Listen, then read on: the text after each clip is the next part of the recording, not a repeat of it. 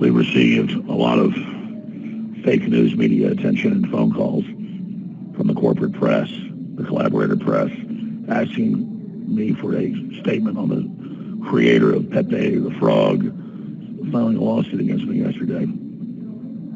Well, first off, you have to look at this in context of CNN going after our sponsors and other leftist organized groups trying to target us as well with the fake EEOC complaints and with all the other things that are going on. This is a concerted effort to create the perspective and to create the consensus that InfoWars is public enemy number one and is being destroyed.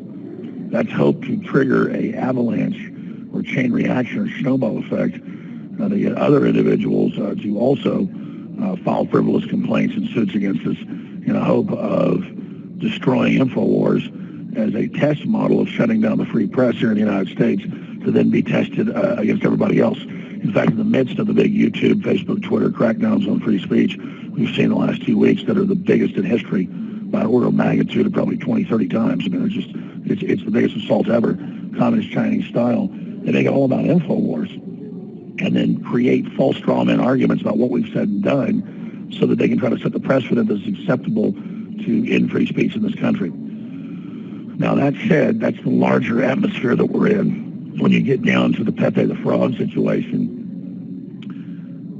we did not create the posters that are protected speech and that are transformative in that you could argue that there is an image of Pepe the Frog in the poster that takes up maybe 6-7% of the overall mass, the mass being 100%, the cover being 100%, maybe 6% is Pepe the Frog, with other public figures and other iconic images of the 2016 campaign. This is 100% protected by the courts, protected by the First Amendment, it's protected by fair use. It's the same precept that Andy Warhol used when he would take catalogs or Campbell soup cans and transform them into Americana art. It's like saying, I can't take a picture of a 57 Chevy or paint my own picture of a 57 Chevy and then put it into a collage of art and then sell it. It's just a complete piece of fiction. Again, to be clear, we did not create this poster. We did not create this image. It's a third party who made it, and we are selling it.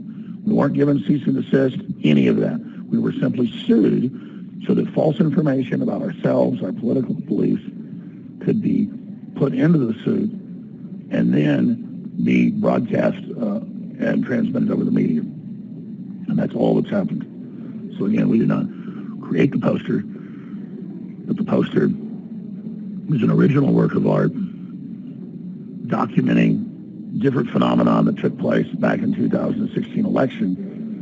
And the fact that this is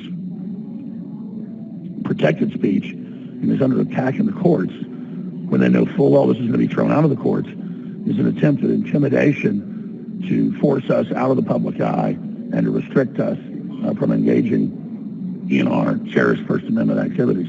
So by its very definition, it is an organized group of people getting together and using the courts falsely to try to beat people over the head for political control.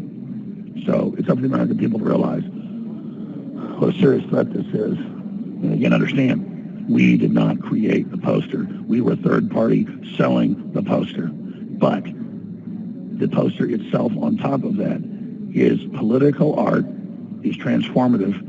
Pepe, even if you agree it's Pepe, is only a small part of the overall work of art and is completely and totally protected under the First Amendment of the United States Constitution. So everybody's got to ask themselves, why is the so-called left so authoritarian? Why are they so anti-free speech?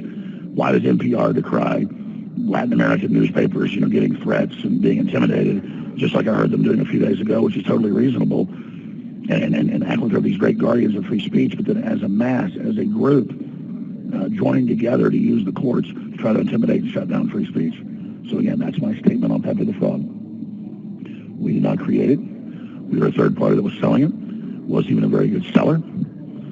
That said, the individual has an absolute right to produce it as a work of art and use different images and icons from the public sphere. And now I intend to then try to, keep selling it or other variants of it and fight this in court, not just for my rights and my liberties, but for everyone's liberties, including my children, so they can grow up in a future where they're free of this type of intimidation and harassment.